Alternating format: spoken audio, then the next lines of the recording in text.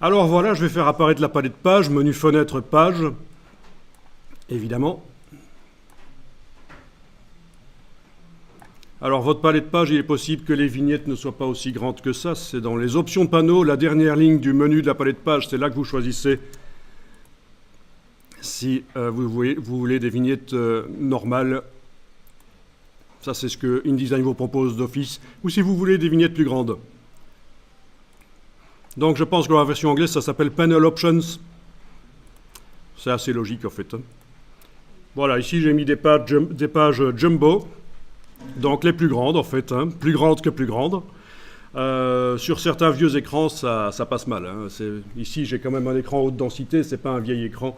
Donc si vous choisissez ça sur un écran assez ancien, ça va vous faire des pages assez immenses, ça va être difficile. Et alors vous voyez qu'on a une première page avec une ligne ici, c'est la reliure. Mais ça vous connaissez déjà en fait.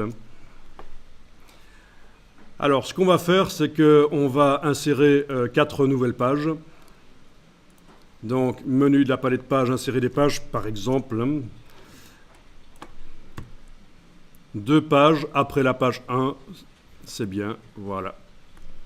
Ah oui, tiens, mes pages, elles s'affichent de manière horizontale, parce que ici dans le menu, j'avais été demandé